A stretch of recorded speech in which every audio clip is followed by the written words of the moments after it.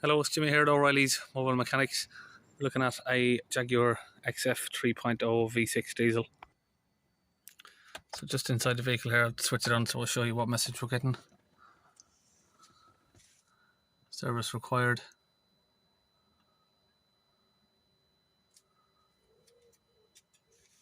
Restricted performance. That's the main one in red.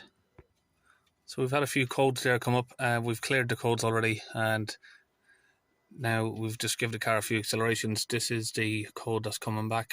The other one was P2463, DPF sort accumulation restriction. And we have here P006A, manifold pressure air volume correlation. Just using a smoke tester. And I've connected that here to the boost hose. I've also connected it to these two pipes as well to see if we can find any leaks. We've connected to that this line here, the boost hose that goes to the intake manifold. And we noticed some air coming up from down here, so we're taking the airbox out. See there, the gasket has come out of that fitting there. I don't know why, but it seems to have worked its way loose. So it doesn't actually look like it's going to need any parts, just maybe tightening back in. And hopefully we can fit the gasket back in without it being damaged. So we managed to get the gasket back in there. It's a little bit stretched, but we managed to get it back in just by fiddling it and just pushing it around, although stretching it around. So we've got that back in now. We'll get this bolt back on. You can actually see, let me just get the camera around here. You can see where this was leaking for a fair while. You got oil all the way down the intercooler there, and it's all under the under tray as well. I'll pull it out and show you. This is the under tray I've taken off the car. You can see it's been leaking oil for a fair while there from that area. It's been coming down onto here, just splashing back along the car. So I've just used some brake cleaner to clean off the excessive oil off the bolt that came loose there. Luckily that bolt didn't fall out because I only turned it once with my finger and it came all the way completely out, so it wasn't far off falling out and getting lost. Now I'm going to use a little bit of thread locker just to make sure it doesn't work its way loose again. So I've got some blue thread locker on there now. I can get this fitted back onto the car.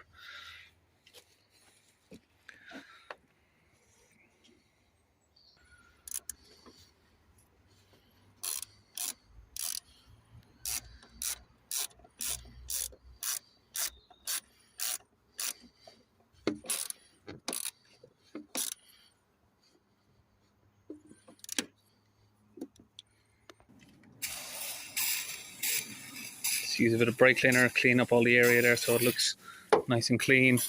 And if it has got a leak again in the future, you will know. It's if you leave the oil on there, someone else is going to assume that it is leaking. They probably won't know it's been repaired.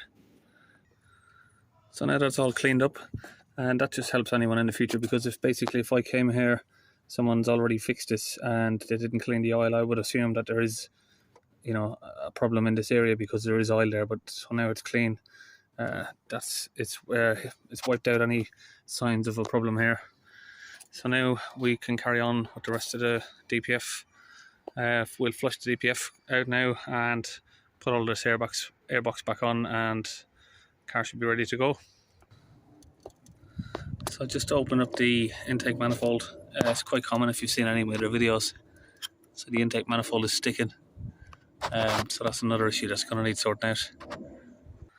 So another thing I can just quickly say there is the difference with using just an average garage who don't really deal with DPFs. I think is the main difference here, because this guy had this car at a garage here, and they told him it's only the DPF is the problem. There is no other issues with the car. So I spoke to him on the phone. I said, "Are you sure there's no other issues with the car? Because if I just clean your DPF, you know, it's going to come back within a week." Now, obviously, we found this issue and this issue down here.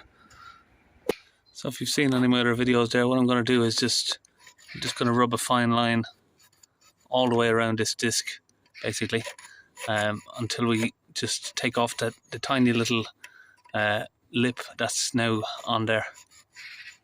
It just expands slightly from the heat, because you got obviously heat coming in from both sides here of the EGR pipes, and you got metal EGR pipes there with a lot of heat, and they're directing right in front of this.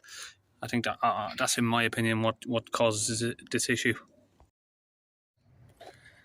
Okay, now we've freed this up. See if I can get you to see that clearly there. Now it's not sticking anymore. So now I've got 5 litres of Winds DPF cleaner. Put it in my dispenser here. It's just a pressure bleeder bottle, and I've got adapted with a little nozzle on the end. Okay, so I'm underneath the car here. We have the DPF pressure hose here disconnected, this black one, and you can see there this one goes in before the DPF. Then you've got the one at the bottom there that runs back along the car there, and it goes in after the DPF, so that's for the pressure sensor. So the one before here, we're going to push our fluid into that, which is going to fill up the DPF from this hose line here.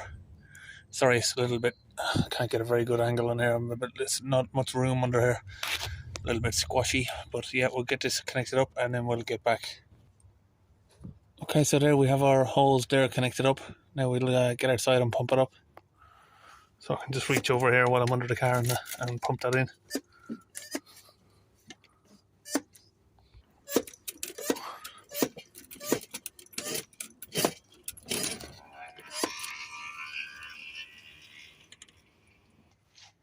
I can pull it off now.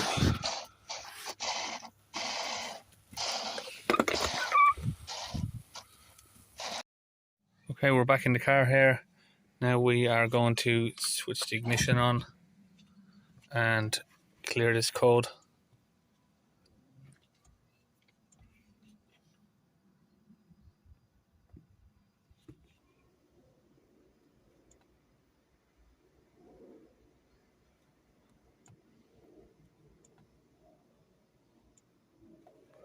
Go into hot functions.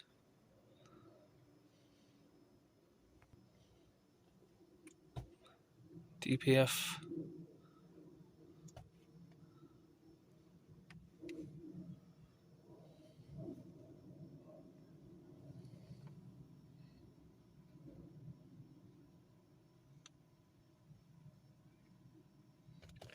So once you've read that, we press OK. Ignition's on number 2. Yep.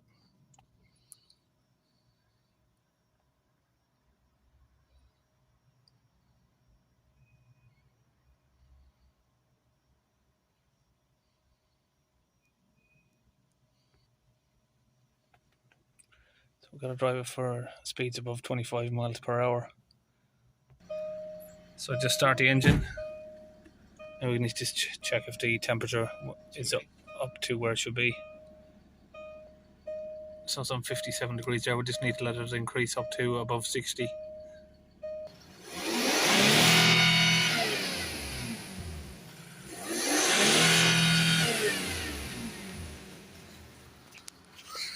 See there, we've got a nice big splatter of soot. We will wash that off with a bit of water there.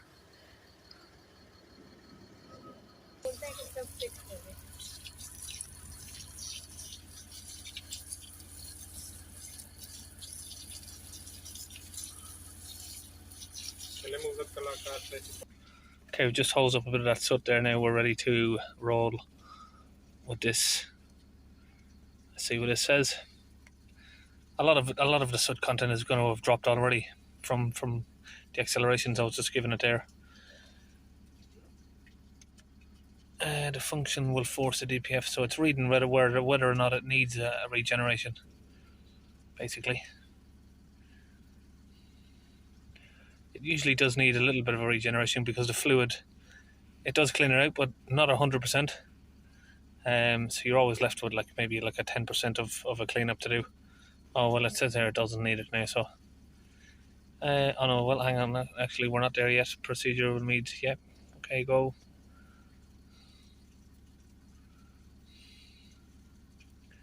these computers, they act a little bit differently on each car you plug it in on. So okay, we've got 33 grams there. So we'll take it for quick drive, and we need to get it under 6 grams. So anywhere between 0 to 6, up to 6. So with these type of vehicles, Jaguar and Land Rover, if you find that you're running one of these and you're trying to do this regeneration and the soot grams are not dropping, that will be because there is a fault that is stopping this from happening. Like the inlet manifold that I showed you, a boost leak. If the boost leak's there, this will not drop, or it'll drop and then rapidly start picking back up as soon as you're on the way home. So we should see this dropping now pretty quickly. We're going to take it for a drive now. We're just ready to roll.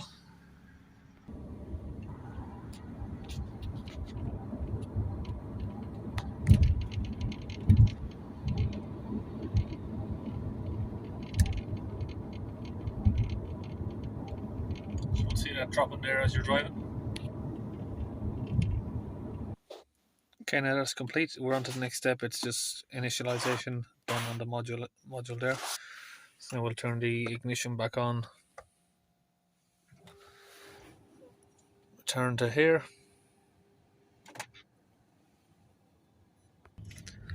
So now we'll just take the car for a drive for 20 minutes after that's all complete. Okay, that's it. I'm all finished on the Jaguar. End of the job. See you in the next video. Here we have a customer. Hi guys, like this guy Jimmy, he's very knowledgeable. He has done a really good job, more than my expectations. I really recommend him for anything, any car service. Thank you very much. See you in the next video.